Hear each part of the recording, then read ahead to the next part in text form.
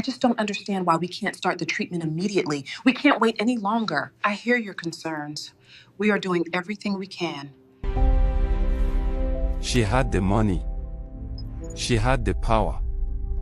But when her daughter's life was on the line, the one woman she had destroyed years ago was the only person who could save her.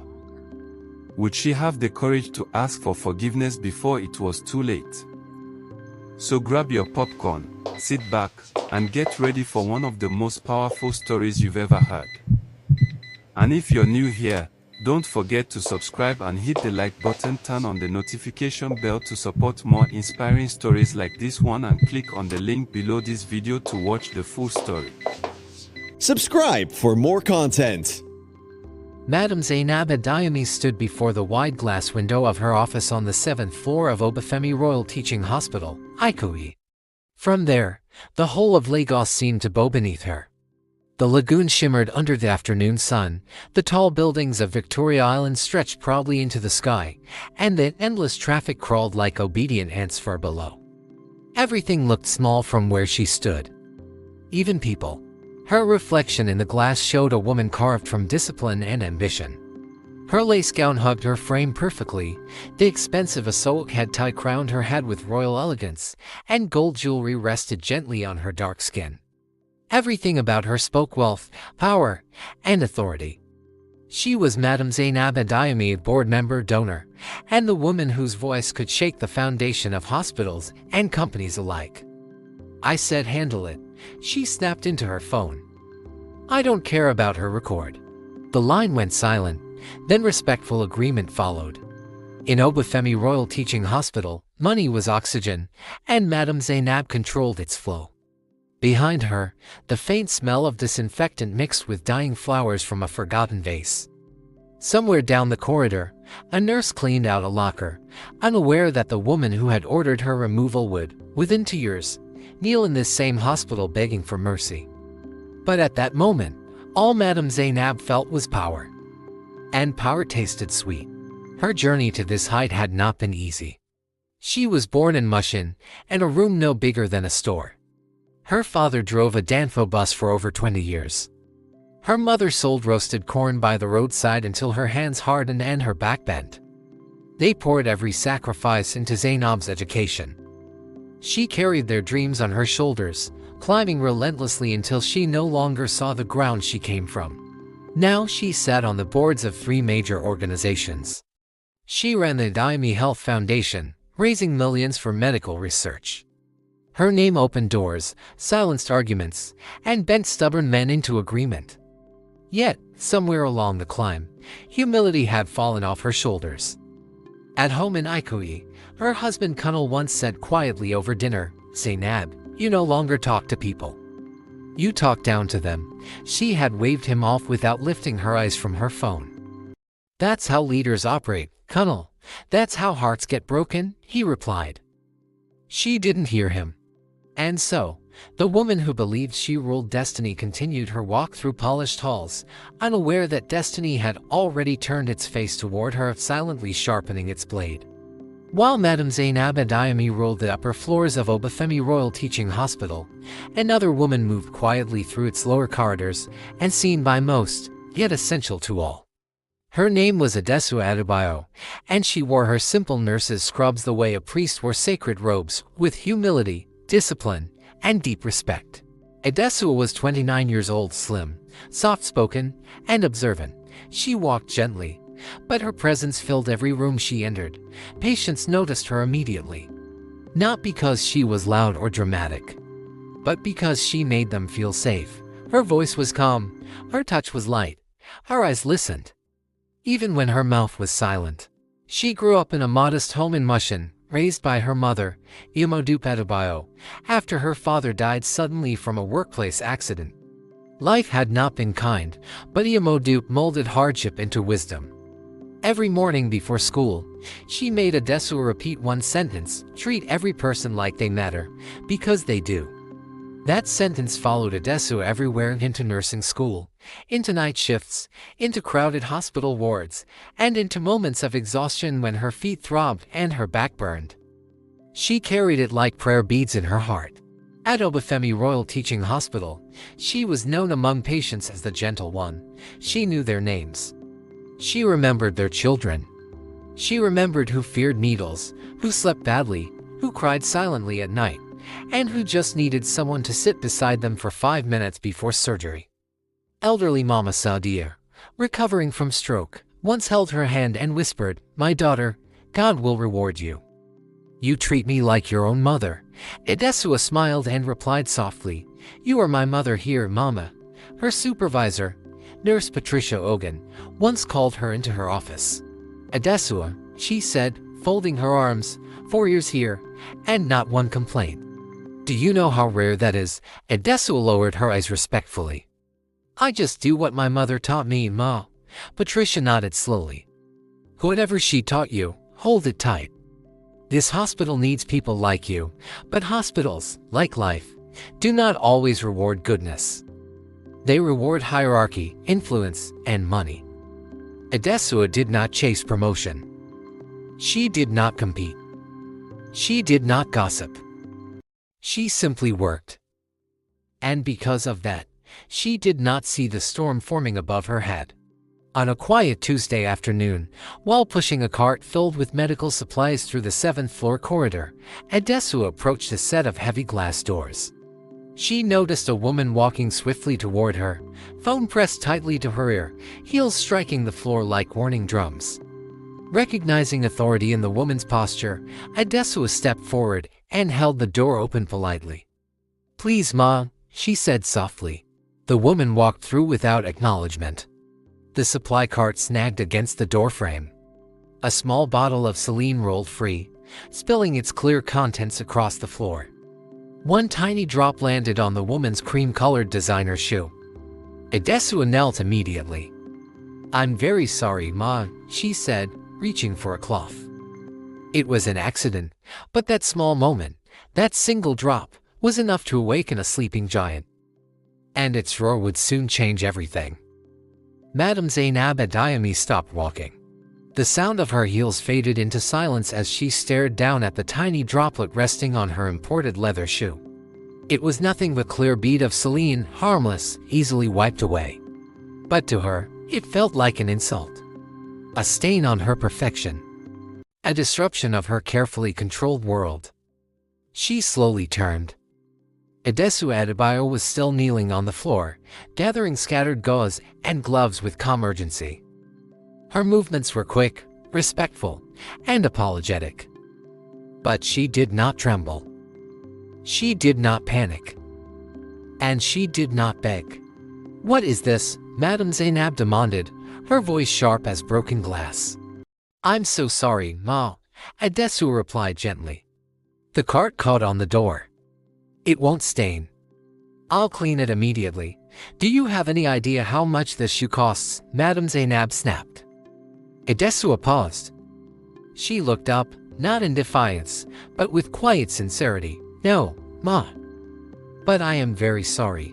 There was something about the way she spoke, calm, steady, unafraid. And that disturbed Madame Zainab more than the spill itself. Most people trembled before her. Most lowered their heads, stammered apologies, and rushed to please her. But this nurse, this young woman in simple scrubs, apologized with dignity, as if she were standing before an equal, not a queen. Madame Zainab's jaw tightened. "Be more careful next time," she said coldly before turning and walking away. But the moment refused to leave her. It followed her down the hallway, into the boardroom, and into the evening. 2 weeks later, fate arranged their second meeting. Morenika Adayami, Madame Zainab's only daughter, arrived at the hospital for a routine checkup. A brilliant medical student at the University of Lagos, Morenika was everything her mother was not: a gentle, polite, and warm. She believed in people. She smiled easily. She said please and thank you. Edesua was assigned to her intake. As she prepared the needle, Morenika shifted nervously. "Nurse, will it hurt?" Edesua smiled. "Just a small pinch. You won't even remember it. Promise, I promise." The blood draw was quick and clean. Morenika barely flinched. "That was nothing," she laughed. You're amazing. Before Adesua could respond, the door opened. Madame Zainab stepped in. The room stiffened. Mummy, Moranik smiled. This nurse is really good. I didn't feel anything. Madame Zainab's eyes narrowed. She recognized her immediately. You, she said flatly. Adesua straightened. Good afternoon, Ma. I did not request you to attend to my daughter. Mummy, she's fine, Moranik protested. I will handle this, Madame Zainab replied. She turned to Adesua. I want another nurse assigned to my daughter immediately. Adesua's heart thudded, but her voice remained calm. The intake is complete, Ma. Everything went well. I did not ask for your opinion. Silence filled the room. In that silence, a lie was born. And in that lie, a life would soon be uprooted. 15 minutes later, Madame Zainab Adayami sat in the spacious office of the hospital's chief executive, Dr. Almide Balagan. The walls were lined with framed certificates and photographs of groundbreaking ceremonies, donor banquets, and government partnerships. Her face appeared in many of them, always in front, always central. Zainab, Dr. Balagan began carefully. I was told there's a complaint about a nurse. Drive. Balagan frowned slightly. Nurse Adesua Adebayo. Her record is flawless. 4 years here. 0 complaints. Excellent patient feedback. I did not ask for her resume. Madame Zainab snapped. She was rough. My daughter was uncomfortable. I do not trust her competence. The words left her lips easily. To easily. Doctor. Balagan hesitated. He had reviewed Adesua's fall countless times. He knew the truth. But he also knew the weight of the Adayami Health Foundation. Last year alone, Madame Zainab's donations kept 2 entire wards running. I'll look into it, he said quietly. That single sentence crushed every argument. By evening, Adesua was summoned to the office of Nurse Patricia Ogun. For what? No, the board has ordered your immediate removal from the 7th floor. A complaint was filed. By Madame Zainab, isn't it? Patricia swallowed. You know, I thought. Adesua. But this came from above. Above meant money. Above meant influence. Above meant power. Adesua nodded slowly. Her chest burned, but her voice did not shake. I understand. She packed her locker in silence. A spare uniform. A photograph of her mother. A thank you card from an old patient. She stood for a moment, staring at the empty space, then walked toward the elevator. As the doors closed, the weight of injustice pressed heavily against her chest. That night, Madame Zainab attended a charity gala on Victoria Island. She wore emerald green lace and diamonds that caught every beam of light. She spoke eloquently about compassion in healthcare. People applauded. Cameras flashed. At home, she kissed Moranik goodnight. How was your day, Mummy? Her daughter asked. That was all. Meanwhile, the 7th floor changed. Patients waited longer. Call buttons rang unanswered. The warmth vanished, and Adesua returned to Mushin, carrying pain quietly, unaware that destiny had not finished with her, not even close. 2 years passed. Time softened the memory of injustice, but it never erased it. Adesua rebuilt her life slowly at Ilario Community Clinic in Makoko, a struggling clinic that served those society had forgotten. The building was old. The paint peeled. The generator coughed more than it ran. But the people needed help, and Adesua needed purpose. She arrived before sunrise and left after sunset. She treated malaria, infected wounds, complicated pregnancies, sick children, and broken elders. Her salary was less than half of what she earned at Obafemi Royal Teaching Hospital, but her heart was fuller. Her mother, Imodupe, often said, God removes us from comfort to place us in destiny. Adesua believed that. Meanwhile, Madame Zainab Adayami's world continued to rise until the morning it collapsed. It was a quiet Sunday. The smell of fried plantain filled the kitchen. Kunal hummed softly as he prepared breakfast. Madame Zainab skimmed through business reports on her tablet. Morinike descended the stairs slowly. "Mommy, I feel dizzy," she whispered. Before either parent could respond, her knees buckled. She fell. The glass in her hand shattered. Orange juice spilled across the tiles like blood. "Morinike!" Cunnel shouted, rushing forward. Her eyes were open, but her body refused to respond. "I can't feel my legs," she whispered. Those 6 words froze the room. The ambulance arrived within minutes. Sirens tore through Lagos traffic, pushing cars aside as they raced toward Obafemi Royal Teaching Hospital. 3 days of endless tests followed, a blood work, scans, endless consultations. Doctors whispered in hallways. Nurses spoke in hushed tones. On the 4th day, Dr. Kwame Bediako, a renowned West African neurologist flown in from Accra, requested a meeting. "Your daughter has a rare autoimmune disorder," he said gravely. "It is attacking her nervous system aggressively." Madame Zainab's heart sank. "There is a procedure, Dr. Bediako continued. "But only a few specialists worldwide can perform it successfully. The recovery is extremely delicate." "Then do it," Madame Zainab said sharply. "Money is not an issue, Doctor." Bediako nodded. "There is one condition." Her heart pounded. "What?" "I need a specific nurse on my team.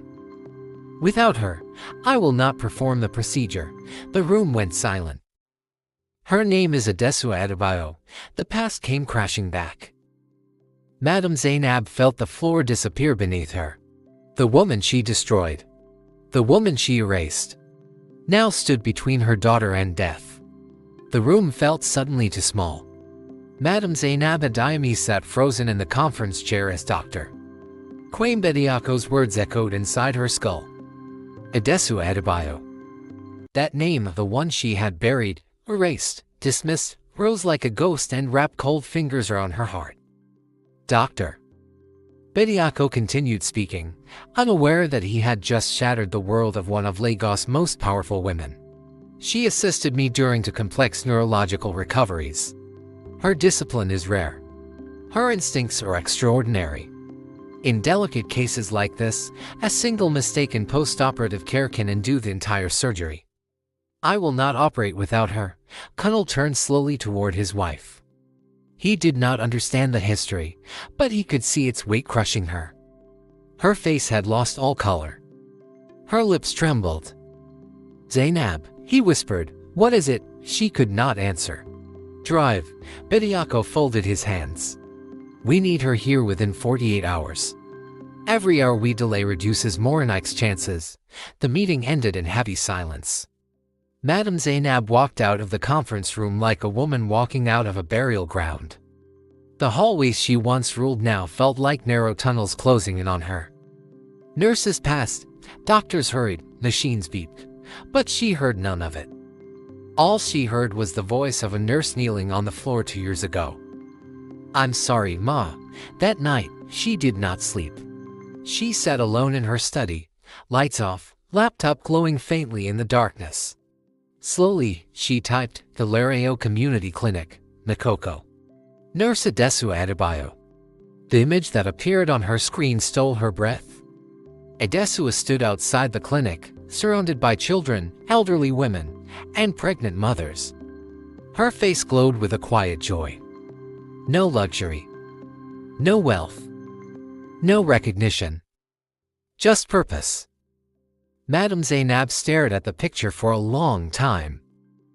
Memories flooded back of the lie, the phone call, the command to handle it. She remembered how she went home and slept peacefully while a good woman's world collapsed. Her chest tightened. For the first time in many years, Madame Zainab Adayami cried. Not the gentle tears of emotion, but the violent sobs of regret. The kind that tear through pride and expose the raw, trembling human beneath. She cried for her daughter lying helpless in a hospital bed.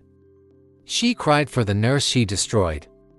She cried for the woman she had become.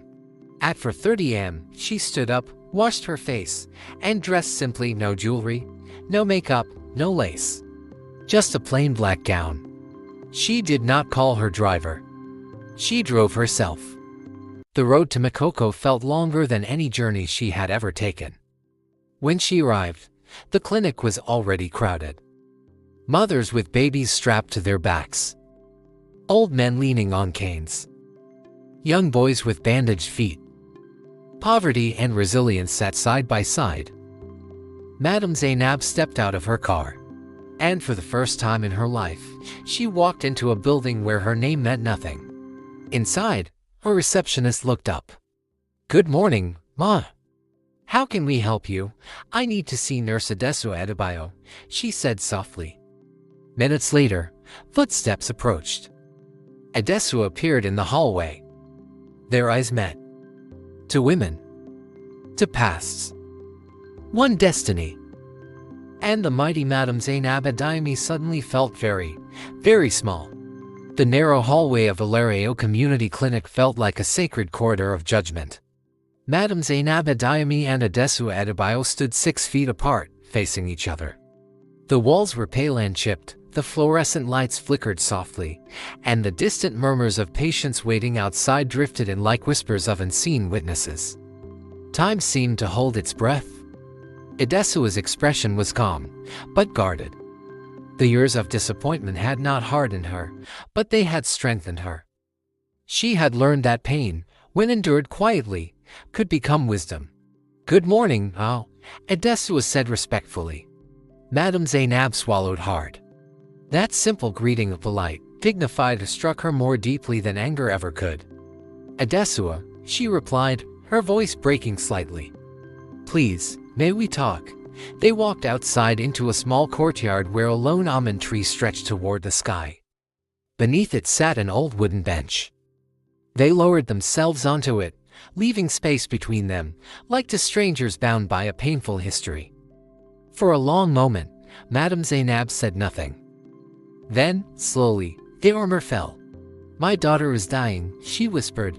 Adessua's face softened instantly. "Moranike," she asked quietly. Madame Zainab nodded, surprised. "You remember her name?" "I remember all my patients." Adessua replied simply. That sentence pierced Madame Zainab's heart.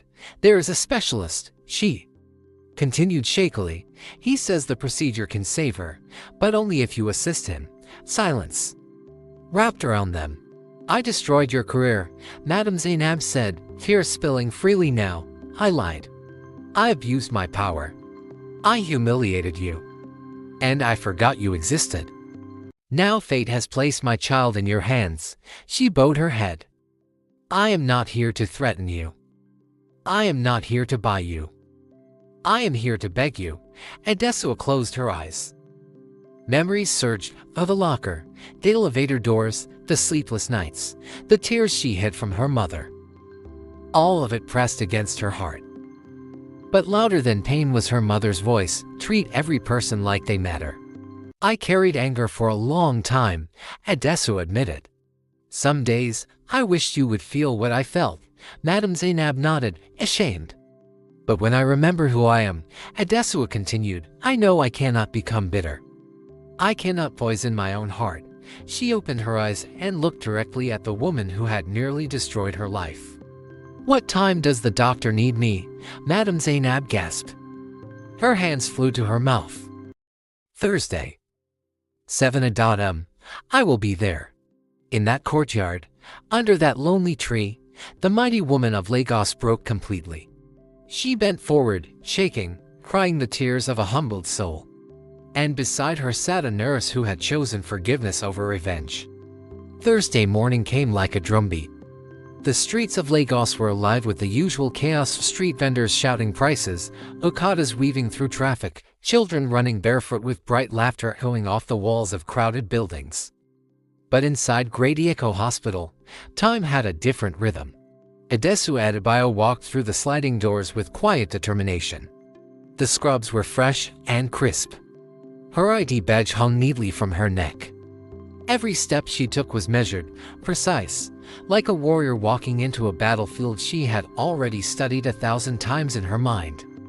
Madame Zainab Adayami watched from a corner, her hands wringing nervously. She felt like an intruder in a world she had once dominated, a hospital where she had ruled with wealth and authority now belonged, in truth, to the quiet caregivers who moved silently among the patients. Patricia Omotola, the head nurse, stepped forward. Her eyes were red from waiting. "Adesua," she whispered. "It's good to see you." Adesua gave a small nod. "I'm here for Morinike." Upstairs, in room 714, Morinike Adayami lay on a hospital bed, fragile and pale. Monitors beeped softly, and the air smelled of antiseptic and hope. Doctor Quain Bediako, tall and calm, reviewed charts with meticulous precision. His gaze lifted as Adesua entered. "Good morning," he said. "We've run every test twice. The window is narrow. I need you sharp, steady. No mistakes. This is delicate post-operative care." "I understand," Adesua replied. The surgery lasted 6 hours. Outside, Madame Zainab paced like a caged lioness. Every minute dragged, stretching into eternity. She thought of her daughter, of the girl she had once held in her arms, teaching her manners and math, now fighting for life. Inside, Adesua worked with the quiet certainty of someone who had devoted her life to saving others. She monitored vitals, adjusted IVs, recalibrated doses, every motion exact, precise, a rhythm of life flowing through her hands. 4 hours in, alarm screamed. Morinike's blood pressure plummeted. Dr. Bediako's jaw tightened. The surgical team froze. Adesua acted instantly. Every hand movement deliberate, every eye movement attentive. She adjusted the 4, checked the lines, recalculated the dosage. The room exhaled collectively as Morinike stabilized. Dr. Bediako's head nodded once, the silent sign of absolute trust. In the waiting room, Madame Zainab sat in a plastic chair, powerless, trembling, praying. She had millions, influence, titles, but none of it mattered now.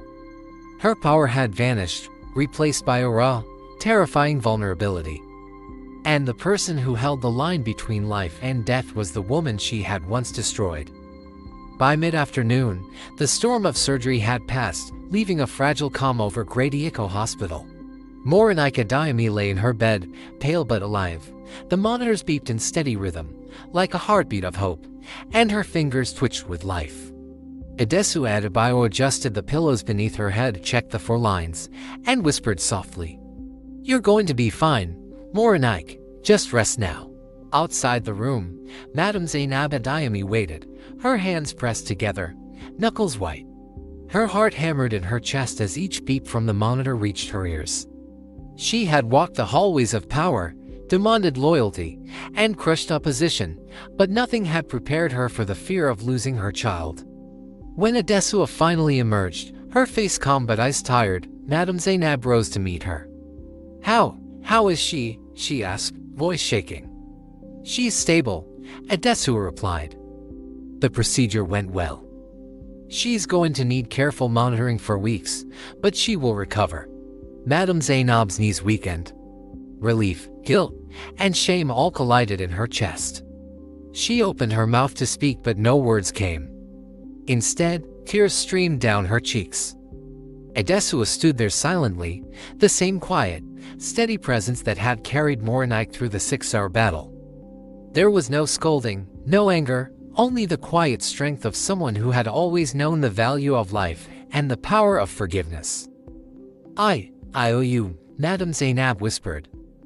Her voice trembled. "I destroyed your career. I lied. I humiliated you. And yet, here you are, saving my daughter." Adesua tilted her head slightly. "I am here because she needs me," she said softly. "Not because of what happened in the past. That is not your burden anymore." Madame Zainab's hands fell to her sides. She thought of the boardroom, the meetings, the power she had wielded like a weapon. And now she understood something she had never known. Real power was not in money, influence, or fear. Real power was the courage to act with grace when no one was watching, the patience to heal, and the willingness to forgive.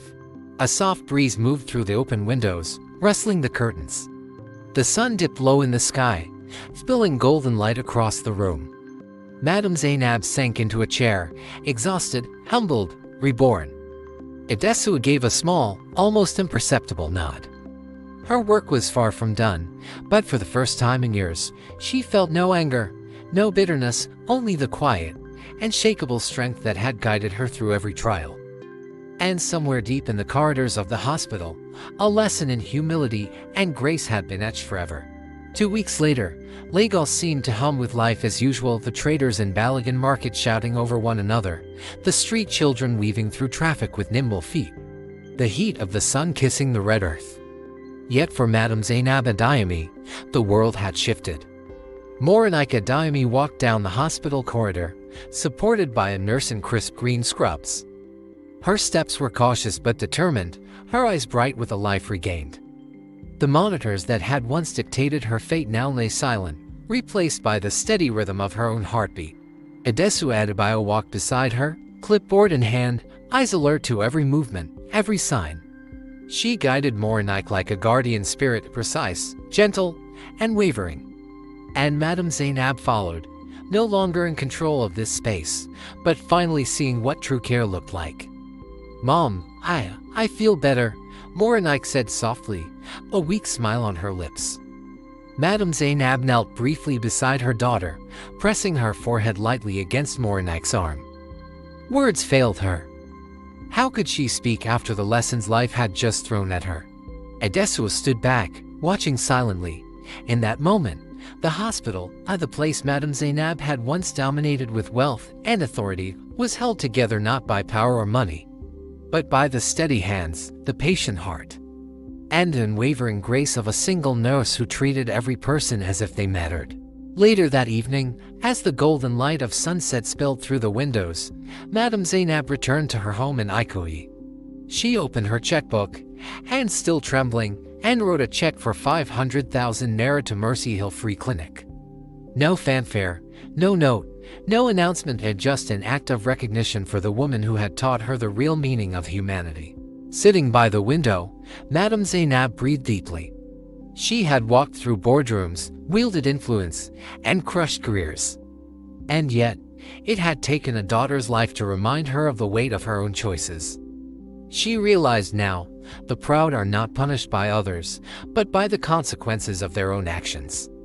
And the humble, the steadfast, the kind, they carry the power of life itself. Edesua Adebayo returned to the clinic the next day, guiding patients with the same quiet strength, the same patience that had saved a life. And somewhere in Lagos, a mother sat at home, finally understanding what it meant to truly see, to truly remember, and to truly change. The circle of humanity had closed, and in its quiet completion, life had won.